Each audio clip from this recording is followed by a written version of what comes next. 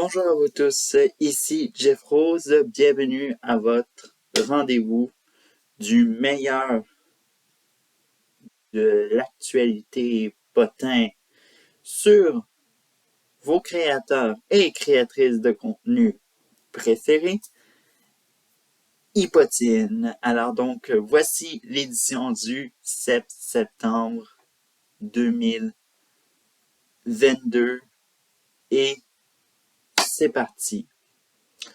On commence cette fois-ci avec une actualité et un potin qui a été très chaud et que le monde en parle encore. Alors donc, il s'agit de Squeezie et la controverse du violeur. Alors donc, évidemment, remettons-nous un peu dans le contexte.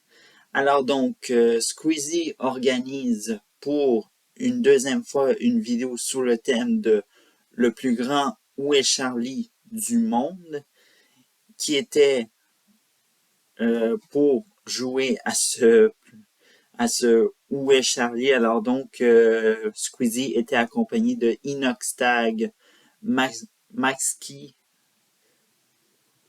Maxkey,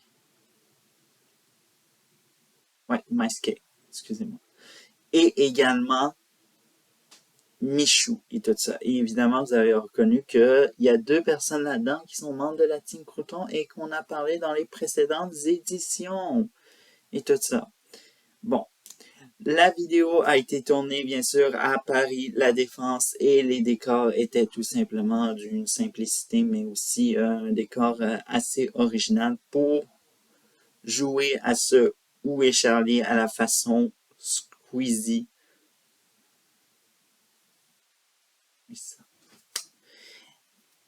Alors donc, évidemment, l'affaire du violeur va surgir à la presque fin de ce Où est Charlie, tout ça.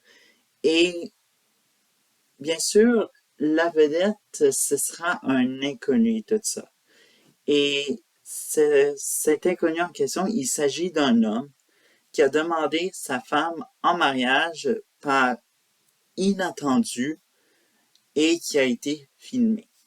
Or, lors de la première diffusion, il y a des personnes qui se sont manifestées, dont une certaine Laura qui a tweeté en question avoir été violée par l'homme en question qui demande c'est une femme en mariage. Bien sûr, Laura a affirmé avec des preuves qu'il s'agit bien de cet homme, mais malheureusement qui sont trop vieilles et bien sûr qu'elle n'a pas pu garder, mais se souvient très bien qu'il s'agit très bien de lui, puisqu'elle affirme également dans un autre tweet qu'elle avait 14 ans et lui 20 ou 21 ans au moment des faits. Bref. Plusieurs personnes ont suivi et également affirment qu'elles ont été victimes de cet homme suite à la chute de ces nombreuses plaintes et peut-être de pression pour faire disparaître l'homme de la vidéo. Squeezie et son équipe n'ont pas pris de risque et ont confirmé par communiqué sur Twitter que le passage en question serait supprimé pour toujours puisque, évidemment, on ne veut pas trop s'attirer d'ennui et évidemment, c'est pour préserver l'image que Squeezie fait ceci. Bref. Alors donc, on va passer au deuxième potin. Alors donc, deux créatrices de contenu canadiennes disent adieu à leurs implants mammaires. Alors donc, évidemment, vous allez voir que ça met en vedette Vanessa Cozy et Hélène Boudreau, qui sont connues pour leur création de contenu pour adultes, mais évidemment qui ont fait beaucoup jaser à cause de cette de ce sujet de potin, évidemment. Alors donc, vous allez voir qu'il y en a une que ça a été très bien et d'autres, une autre que ça a été très mal et vous allez comprendre pourquoi maintenant. Alors donc, si on va du côté de Cozy, alors donc Vanessa Cozy s'est fait récemment enlever ses implants mammaires et évidemment, elle en a parlé dans une série de vidéos, en total je pense 2, et ce qu'elle explique, c'est que elle a elle a comme expliqué qu'elle a parmi cela que ça l'apportait de la positivité dans sa vie après la post-opération, puisqu'elle affirme notamment qu'elle a regagné un gain d'énergie important. Alors donc, évidemment, ça peut inspirer plusieurs femmes à faire et bref, tout ça. Et ce qui est le plus drôle là-dedans, c'est que les 2 implants en question que Vanessa Cozy s'est fait retirer ont été en vente sur eBay et tout ça. Alors donc le site eBay et tout ça, ça existe encore et tout ça. Moi, je n'utilise plus eBay, mais bref. Alors donc, il y avait une date limitée pour aller se procurer, qui était le chanceux ou la chanceuse qui les a achetés, on n'en sait rien. Mais on s'entend que la date limitée était le 31 août au 7 septembre, soit aujourd'hui. Et peut-être que à minuit, l'annonce va disparaître. Et tout ça. Alors donc, le prix demandé pour acheter, je ne sais pas si c'est les 2 implants ou c'est la quantité, un implant et tout ça qui est en vente au prix de 1000 $ canadiens. Et si vous ajoutez les frais de livraison, ça va augmenter à 1019 et 21 cents. Bref. Alors donc, prix assez exagéré, excusez-moi, et tout ça. Donc, si on va du côté de Hélène Boudreau. Alors donc, Hélène Boudreau, comme j'ai dit, évidemment, il y en avait une que ça s'est bien passé et donc une autre que ça s'est très mal passé, tout ça. Alors donc, inquiétez-vous pas, Hélène Boudreau va très bien et tout ça. Ce n'est juste qu'elle a eu une petite surprise et tout ça. Alors donc, l'autre créatrice de contenu canadienne s'est fait s'est fait retirer ses implants. Alors donc, des implants qu'elle s'était fait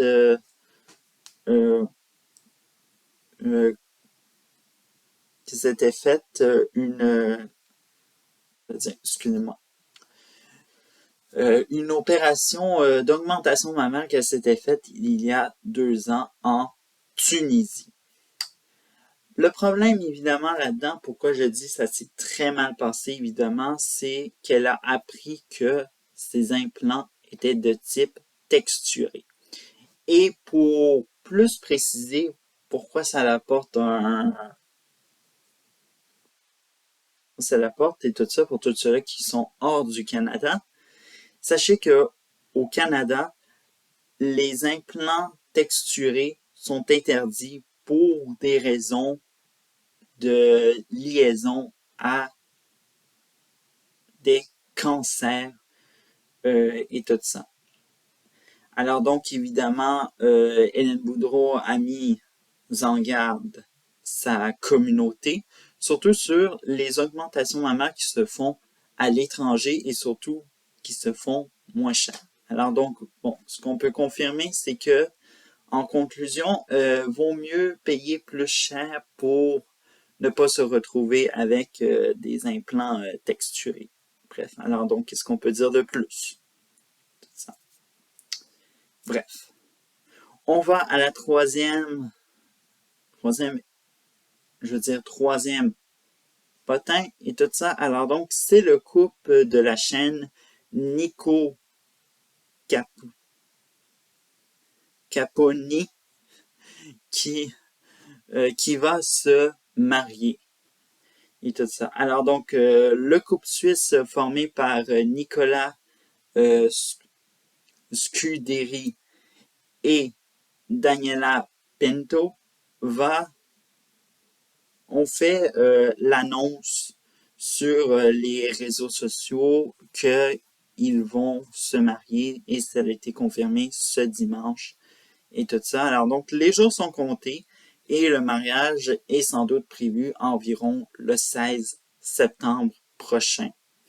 Il faut savoir que ce couple a débuté la création de contenu en 2016 et ont accueilli un premier enfant, Mathia, en 2019. Et évidemment, on le voit parfois en vedette dans les vidéos et tout ça. Évidemment, on ne peut que souhaiter du long bonheur pour ce couple qui est évidemment un power couple, bien sûr, de la création de contenu francophone. Bref, alors donc, voilà, c'est ça. Et pour conclure, dernier potin et tout ça, c'est High on Fun qui est en vente désormais sur le sol français. Alors donc, pour savoir qu'est-ce que c'est High on Fun, alors donc, High on Fun, c'est une marque qui est détenue par le couple de créateurs de contenu canadiens Carl is Cooking et Herbie, que vous connaissez pour leur goût pour les expériences culinaires de 24 heures ou autre que ce soit qui touche la cuisine, évidemment. Et bien sûr, leur marque pour le soin pour la peau est disponible. Et tout ça dans une boutique très spéciale, évidemment, de haute gamme. Ils sont d'ailleurs très fiers d'être exposés à la boutique Dover Street Perfumes Market qui est située à Paris dans le quartier Le Marais.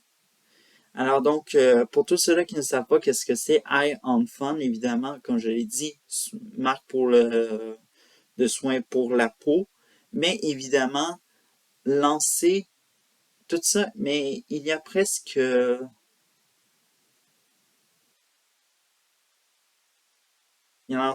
quelques mois, évidemment, soit le 20 avril 2022, et évidemment, la marque se distingue beaucoup par son design et ses couleurs, évidemment, très géorgiques. Et d'ailleurs, si vous voulez en savoir plus, tapez High on Fun et vous allez voir que c'est très amusant. Et d'ailleurs, on leur souhaite un bon succès. On espère que ça marchera leur affaire. Et bref. Voilà ce qui conclut ce Hypotine. Mon nom est Jeff Rose. Alors donc, on se retrouve mercredi prochain pour un autre Hypotine et je vous retrouve pour moi une prochaine vidéo.